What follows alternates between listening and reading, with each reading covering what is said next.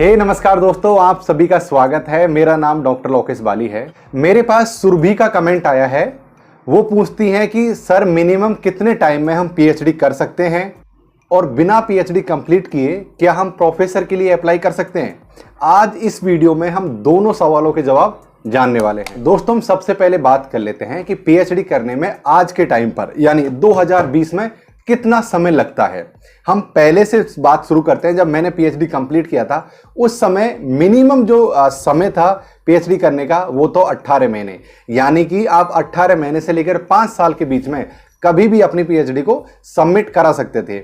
लेकिन अभी जो कुछ नए बदलाव आए हैं उसके अकॉर्डिंग ये वीडियो बना रहा हूं। उस डेट के दिन ये नियम है कि अभी जो मिनिमम समय लगेगा आपको पीएचडी करने में वो 3 वर्ष का लगेगा और इसको मैक्सिमम आप 5 साल तक कर सकते हो। जिन दोस्तों का 5 साल में पीएचडी कंप्लीट नहीं हो पाता है उनके लिए एक अलग से प्रोसीजर होता है जिसमें उनका री एडमिशन होता है और 1 साल उनको दोबारा से दिया जाता है। लेकिन दोस्तों, मैं आप लोगों को बताना चाहूंगा कि आप अपनी पीएचडी को नॉर्मल जो पीएचडी करने में जो वक्त लगता है, जैसा कि मुझे लगा था, वो 4 साल के आसपास लगता है। इससे पहले पीएचडी हो भी नहीं सकती। अगर वैल्यूएबल और इफेक्टिव अगर पीएचडी करना चाहते हो तो इससे पहले पीएचडी सबमिट करवाना पॉसिबल भी नहीं है, क्योंकि 1 साल का समय तो यूनिवर्सिटी का जो इंटरनल प्रोसेस है उसी में गुजर जाता है।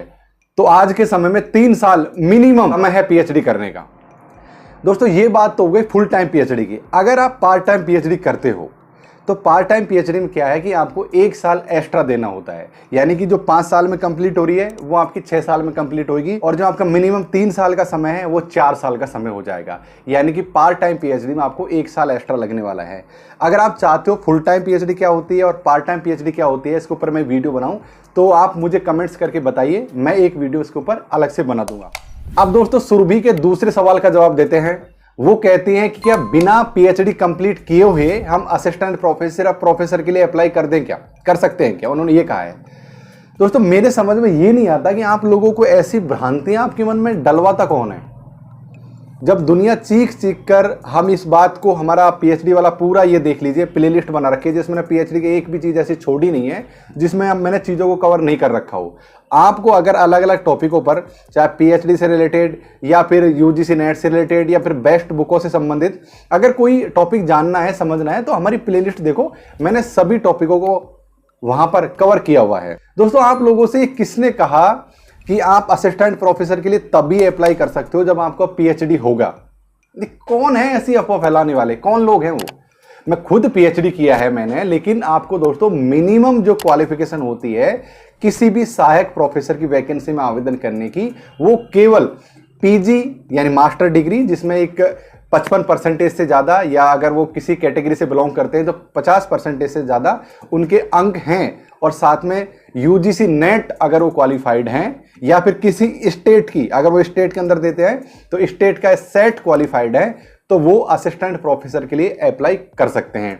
उदाहरण के रूप में ऐसा समझिए कि मान लो राजस्थान में कॉलेज लेक्चर यानी असिस्टेंट प्रोफेसर की वैकेंसी आती है, चाहे बिहार में, झारखंड में, कहीं पर आती है, तो वो लोग पीएचडी को कंसीडर नहीं करते। ऐसा नहीं है कि आपको पीएचडी मस्ट है, पीएचडी को वेटेज मिलता है, ये बात सत्य है, लेकिन मस्ट नहीं है कि आपको पीएचडी होना जरूरी है।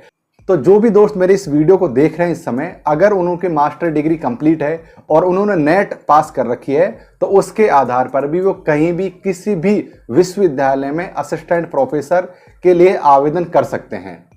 देखो दोस्तों, असिस्टेंट प्रोफेसर की जो वैकेंसीज होती हैं वो 2 तरीके से फिल होती है।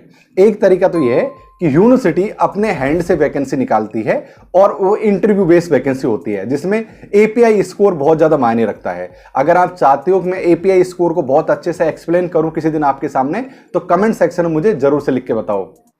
और दूसरा तरीका ये होता है जो पब्लिक सर्विस कमीशन है वो वैकेंसी निकालता है। उदाहरण के रूप में आप ऐसा समझ सकते हो, जैसे राजस्थान यूनिवर्सिटी है, उसमें एक वैकेंसी तो ऐसे निकालते हैं जो डिपार्टमेंट के अंदर किसी को ज्वाइन करवाना हो, तो उसकी केवल इंटरव्यू बेस पर उसका सिलेक्शन होता है। दूसरा तरीका यह है कि RPSC, Rajasthan public service commission, सहायक प्रोफेसर या कॉलेज लेक्चरर के लिए नियुक्ति के लिए विज्ञप्ति जारी करती है। वहां पर जो भी कैंडिडेट केवल नेट पास है और उनका मास्टर कंप्लीट है एक क्राइटेरिया के अकॉर्डिंग, जिनकी परसेंटेज वो फुलफिल करते हो, उसके बाद में वो वहां पर फॉर्म फिल कर सकते हैं और नियुक्ति भी पा सकते हैं। लेकिन अब मामला अगर सेंट्रल के रूप में देखा जाए, जो सेंट्रल यूनिवर्सिटीज हैं, चाहे डीयू, जेएनयू, बीएचयू, ऐसी जो यूनिवर्सिटीज हैं, अगर इनमें इंटरनल रूप से अगर वैकेंसी निकलती है तो यहाँ पे एपीआई स्कोर का बहुत ज़्यादा मायने आता है। तो एपीआई स्कोर के लिए आप मुझे कमेंट्स करना, एक अगले वीडियो में मैं स्पेशल एक वीडियो बनाकर एपीआई स्कोर को समझा दूंगा विथ प्रूफ। तो उम्मीद है सुरभि आपको आपके जवाब मिल गए होंगे। अगर आपके जहन में भी किसी तरह के कोई सवाल है तो इस वीडियो के नीचे कमेंट्स करना, मैं इसी तरीके से एक एक कमेंट्स को पिक करते हुए आपके सभी सवालों के जवाब दे दूंगा। दोस्तों इस वीडियो को देखने के लिए बहुत धन्यवाद। अगर आप नए हो हमारे चैनल पर तो चैनल को सब्सक्राइब कर लीजिए और बेल आइकॉन को दबा लीजिए ताकि आपको इसी तरह के एजुकेशन वीडियोज आगे मिलते रहें।